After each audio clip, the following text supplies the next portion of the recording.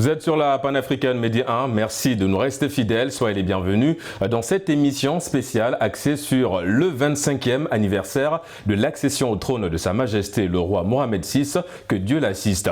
Et en parlant du Maroc, le pays a émergé comme un modèle de développement sportif en Afrique, utilisant le football comme un levier puissant pour transformer la vie de sa jeunesse.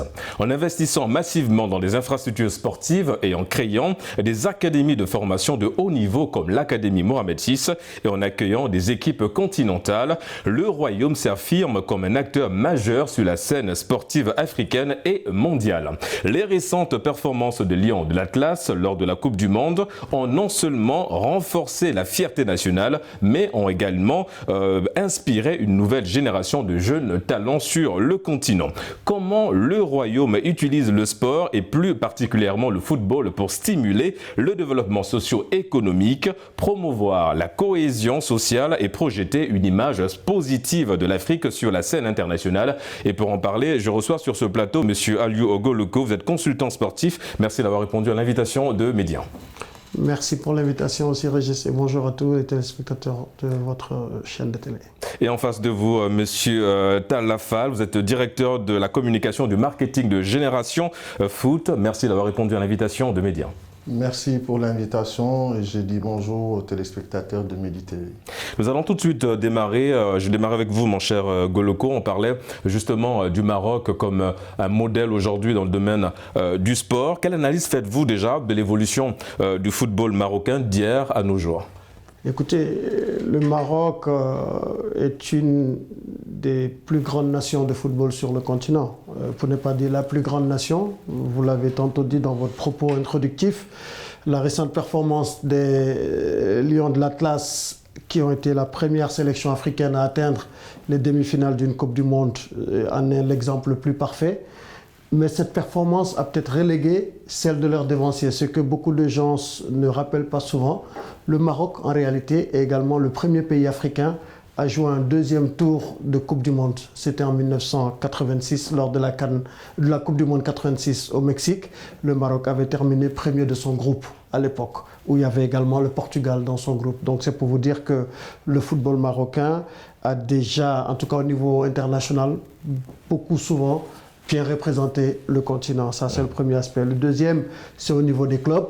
Il y a de grands clubs traditionnels marocains également qui ont eu leur période de grâce sur le continent, dont certains récemment. Le Wydad Athletic Club de Casablanca, ces 5, 6, 7 dernières années, a été très présent en Ligue des champions africaine. Pareil pour le Raja, qui est mon club en passant. Moi, je suis Rajaoui, on va dire. Coucou aux supporters du Raja. Il y a le Raja de Casablanca, il y a eu avant les forces armées royales, le phare du Maroc. Il y a eu le FUS, il y a eu le Kaukab de Marrakech. Donc, pour vous dire, la Botola League aujourd'hui est une des ligues les mieux structurées sur le continent. Exactement. Mais tout cela découle d'un projet, d'une vision qui a été mise en place d'abord par Sa Majesté le roi. Justement, d'ailleurs, on va y revenir, mon cher Goloko. Le temps pour nous de donner aussi le temps à M. Fall de réagir. Aliou Goloko a évoqué justement cette vision royale. Quelle appréciation faites-vous de la politique sportive du Maroc impulsée par Sa Majesté le roi ? Ben, disons qu'il faut se référer du présent, du passé pour faire le présent. Parce que quand on regarde, ça découle de son papa. Le roi Hassan II, qui a eu une vision quand même assez éclairée en son temps.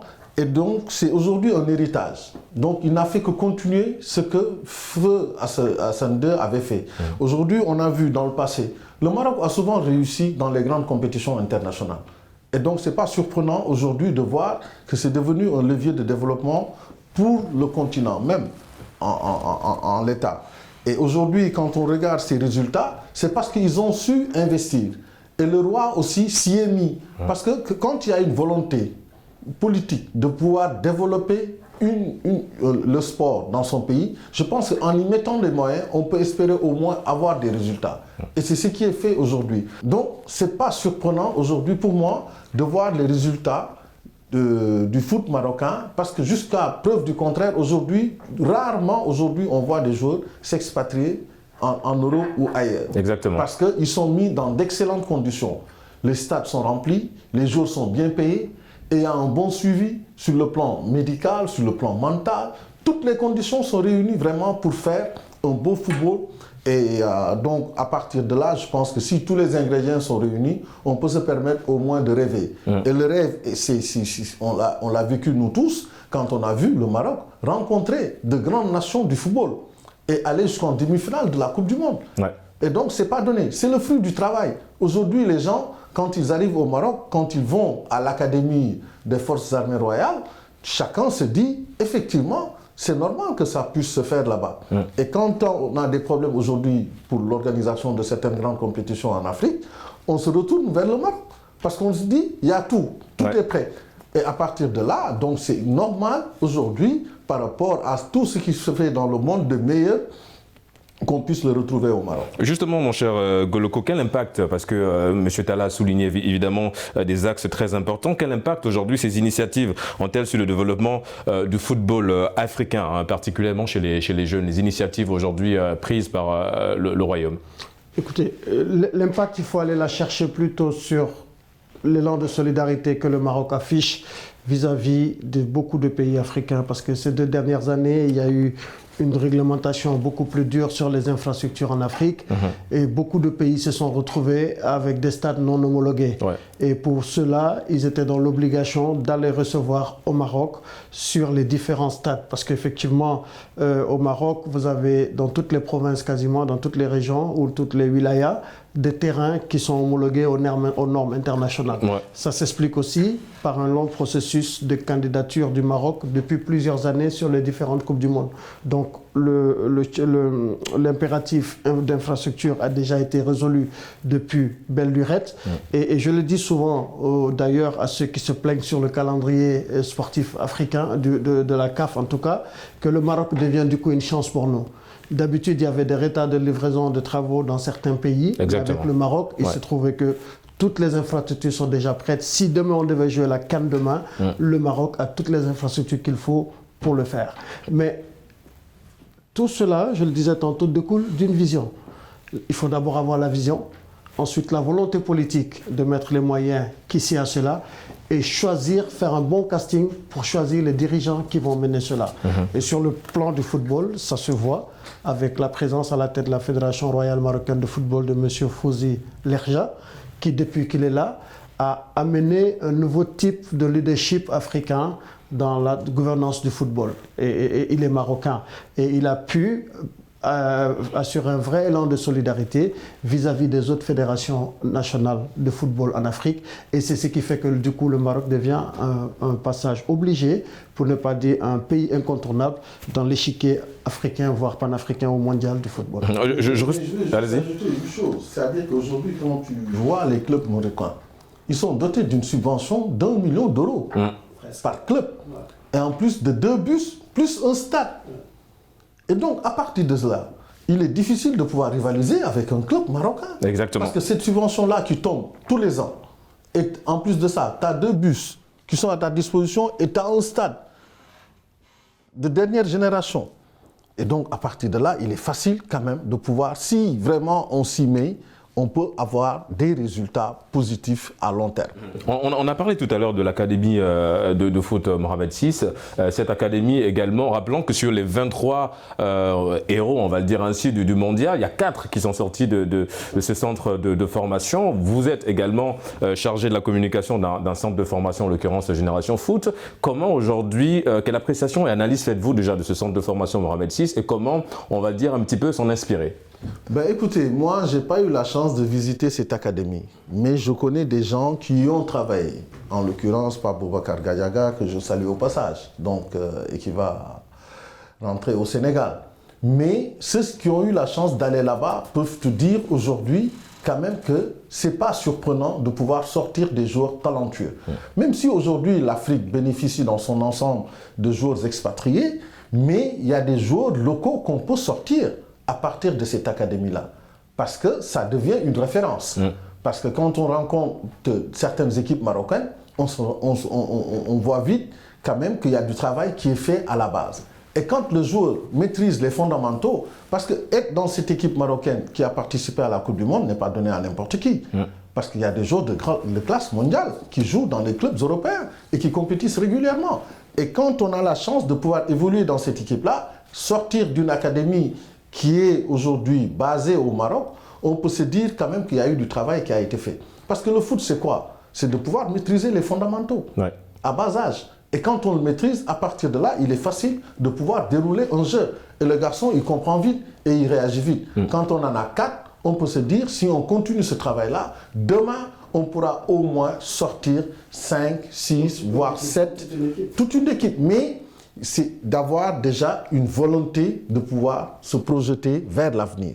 Et en parlant d'avenir justement et par rapport aux mesures mises en place par le roi, on a vu également que l'Académie Mohamed VI ou encore la politique sportive du royaume a facilité, on va dire, le fait de convaincre certains binationaux. On a vu que c'était un peu plus facile, enfin facile c'est une façon de dire, pour Brahim Diaz par exemple de rejoindre la sélection, Hakimi également.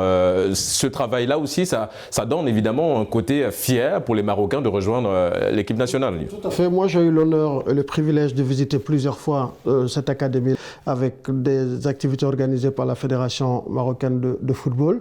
Effectivement, les gens ont essayé d'appeler ça le Clairefontaine marocain, mais je pense qu'il est à des années-lumière plus en avant que le Clairefontaine en termes d'infrastructure, en termes de fonctionnalité, en termes même d'espace et d'emplacement. Ça, c'est indéniable. C'est un bijou. Et au-delà de ça, effectivement, comme vous dites, c'est ce bijou, et c'est là-bas que l'équipe nationale du Maroc fait ses retraites quand ils sont en stage et tout. Ça incite des joueurs qui, à un moment, peut-être s'ils hésitaient pour venir au pays jouer, et ça peut les inciter à dire « Ah tiens, non, ils ont des infrastructures aussi modernes que celles que nous trouvons en Europe ou ailleurs dans le monde. » Ça, c'est le premier aspect. Le second, c'est que le Maroc est très riche de sa diaspora. La diaspora marocaine, elle est diversifiée, elle est riche, et elle est éparpillée partout dans le monde. Et c'est aussi les fruits de talent de ces enfants issus de la diaspora qui se reflètent également au niveau du sport, que ce soit dans le sport, que ce soit dans d'autres secteurs d'activité comme la finance, l'économie, la science, la médecine.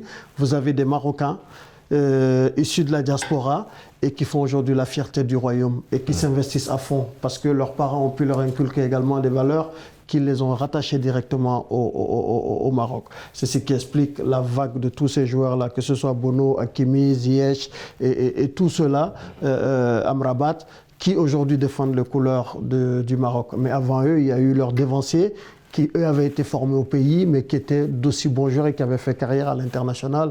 Je pense à Bouderbala, à Timoumi, à Meri Krimo, à Mustafa El Hadaoui. Ce sont ces légendes-là dont il y a aussi eu la génération intermédiaire, hein, celle des Hadji, Chipo, Regragui, Walid Al-Regragui.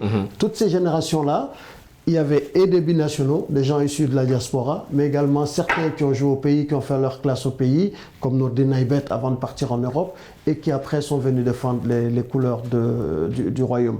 Donc, c'est une continuité en fait, et c'est ça qui donne la chance au royaume, à la politique sportive du royaume. Elle est continue depuis plus de 20-30 ans. Ça commence, et c'est pas que dans le football. Prenons les Jeux Olympiques, qui est peut-être l'unité de mesure le plus important quand on parle de politique sportive. Le Maroc est un des rares pays africains qui a eu autant de médaillés d'or aux Jeux Olympiques. C'est Nawal El Moutawakil qui a ouvert la danse, il y a eu Saïd Aouita, il y a eu Hicham El Guerrouj, il y a eu Bakali, et il y en aura d'autres encore. Parce que à tous les niveaux, il y a une vraie politique sportive, elle est bien pensée, elle est bien réfléchie, et les Marocains se donnent le moyen de ramener toutes les compétences marocaines ou étrangères qui peuvent faire évoluer les choses. Et l'autre aspect, c'est que tu ne peux pas dissocier, en tout cas au Maroc, le sport et le tourisme. Parce que ça va de pair. On va y revenir. Le pays étant un pays assez touristique, donc c'est de tout à fait normal qu'il y ait également cette jonction-là qui puisse avoir. On va aborder ce point justement, mais avant, j'ai envie de rebondir sur un point dans le domaine du sport, évidemment, monsieur Talla, monsieur Fall. Alors, le Maroc a lancé un vaste programme de développement et de professionnalisation du football féminin que vous inspire justement aussi à cette démarche royale. Ben, disons que ça va dans le bon sens des choses. Aujourd'hui, c'est une volonté déjà de la FIFA, d'abord, donc qui incite les fédérations africaines à investir dans ce domaine-là. Parce qu'aussi, il ne faudrait pas laisser en rade nos bonnes femmes. Donc aujourd'hui, elles font partie quand même du paysage footballistique, parce qu'aujourd'hui, dans les tribunes, on voit beaucoup plus de femmes aujourd'hui qui viennent voir le foot et qui apprécient le foot. Donc, c'est tout à fait normal qu'on puisse avoir une fédération qui incite le foot féminin. Et déjà, pour ça, la FIFA accompagne toutes les fédérations qui ont mis en place une politique de développement pour le foot féminin. Et à partir de là, le Maroc est déjà en avance. Parce qu'avec la médiatisation, on peut se permettre de pouvoir regarder et détecter des jeunes talents sur le foot féminin. Ouais. Et c'est ce que le Maroc a compris. Parce qu'en faisant une politique de développement, on ne peut que se baser sur des infrastructures. Et ça ne fait pas défaut aux Marocains. Ils l'ont chez eux. Ils ont toutes les installations modernes. Ouais. Et à partir de là, il est facile de pouvoir inciter les jeunes. Il faut les pousser à venir pratiquer le sport. Et en plus, c'est bon pour la santé. Et ça, aujourd'hui, on l'oublie. On sait qu'aujourd'hui, en faisant du sport, on peut au moins réduire le taux de mortalité partout dans le monde. Et les Marocains, aujourd'hui, qui n'ont pas de pétrole, qui n'ont pas de gaz, qui n'ont pas de diamants, aujourd'hui, font partie des leaders du continent et pratiquement des pays les plus respectés dans le monde sur le plan footballistique. Parce qu'on a vu les résultats. Et quand il y a une volonté politique, parce que les joueurs marocains, dites-vous bien, avant de venir en équipe nationale, ils sentent quand même que le roi est là, présent. Ouais. Ils s'intéressent à ce qui se fait dans l'équipe nationale du foot. Tu n'entendras jamais les joueurs marocains parler de primes, comme ce qui se fait aujourd'hui en Afrique. Jamais.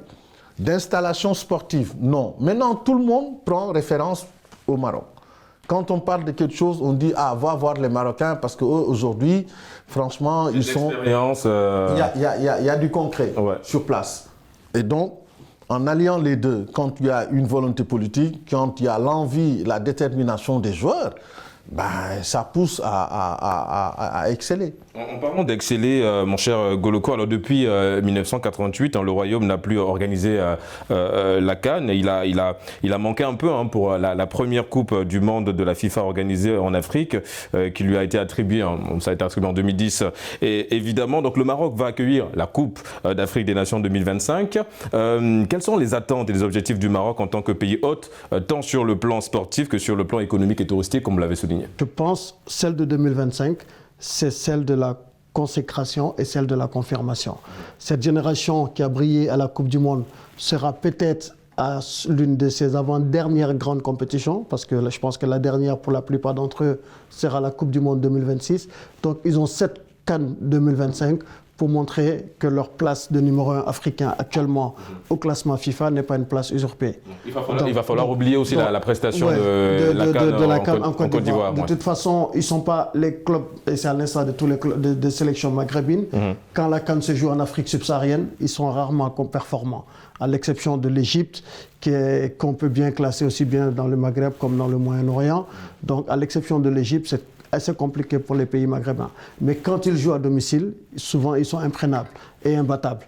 Donc, le premier challenge, c'est ça, gagner cela. Le deuxième, c'est de encore aller au-delà de ce que la Côte d'Ivoire a fait. Parce que ce que la Côte d'Ivoire a fait, qui est un pays ami et frère du Maroc, a été exceptionnel à tout point de vue. Et le Maroc, qui est un pays de passionnés, qui est un pays aussi bien situé géographiquement, parce que de n'importe quel point du globe ou du continent, tu peux rejoindre le Maroc en moins de 24 heures. C'est également important, la capacité, les infrastructures aéroportières, routières et ferroviaires pour converger les populations vers un pays qui organise une compétition comme ça. Donc, il va falloir que le Maroc fasse encore mieux monter la barre au-delà de ce que la Côte d'Ivoire a fait. Ça va être le deuxième challenge. Et le troisième, c'est un signal fort que le Maroc devra envoyer à travers cette CAN au reste du monde pour la Coupe du Monde 2030, qu'elle va co-organiser avec l'Espagne et le Portugal.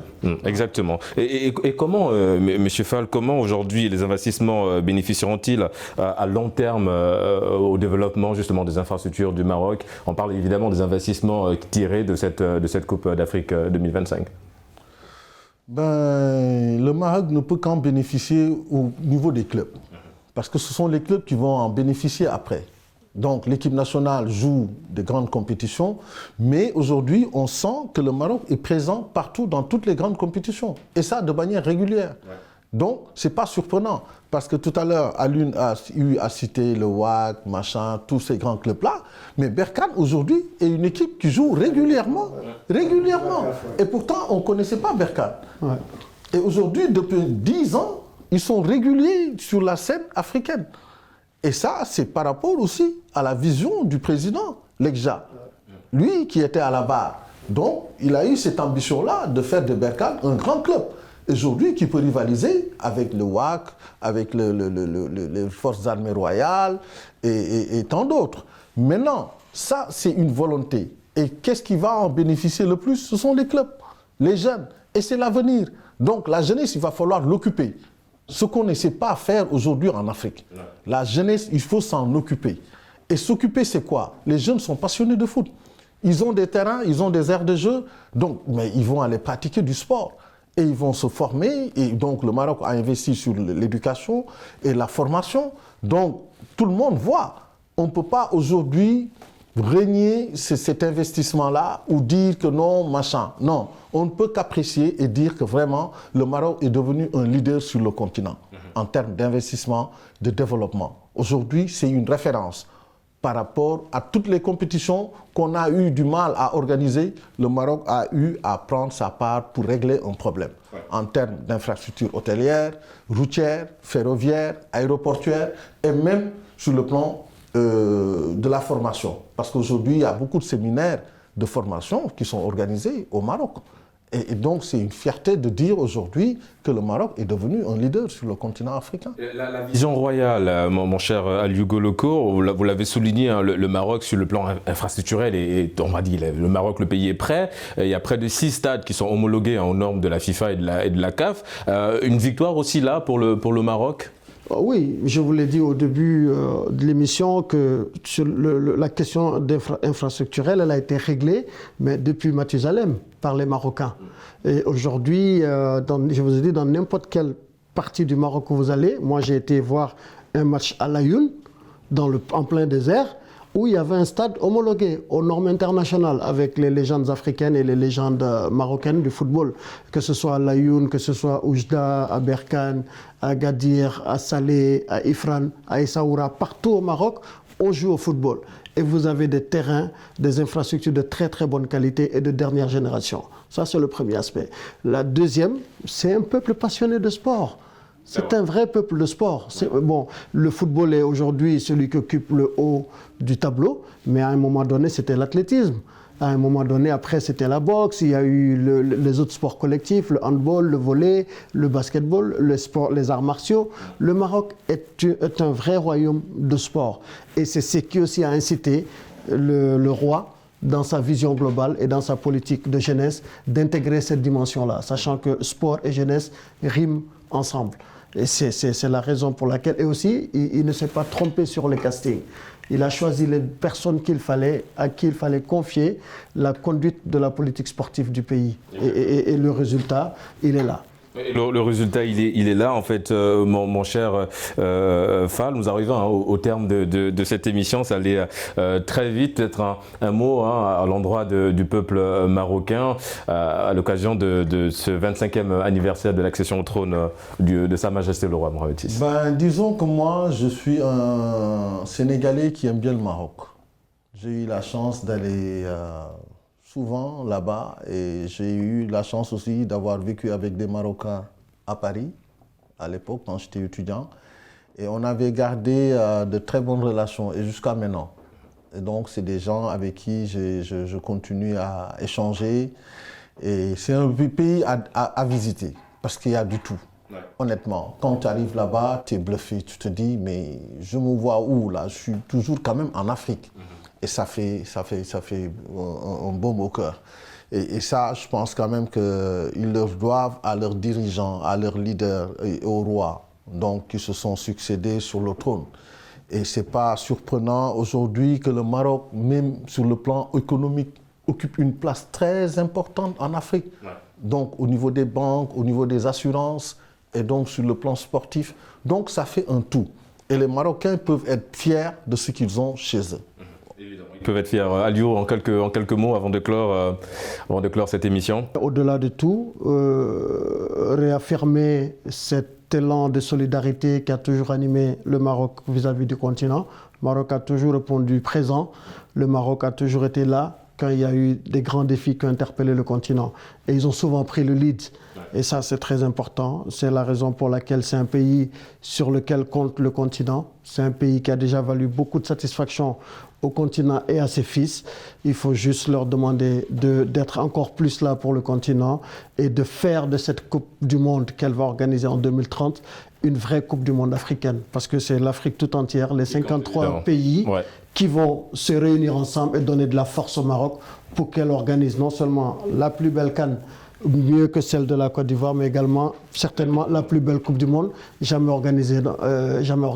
Évidemment. Merci à vous, monsieur. Nous sommes arrivés au terme de cette émission. Je rappelle que nous avons reçu sur ce plateau monsieur Aliou Goloko. Vous êtes consultant sportif et en face de vous, monsieur Talafal, directeur de la communication du marketing de Génération Foot. Merci de l'avoir suivi et bonne suite des programmes sur nos antennes.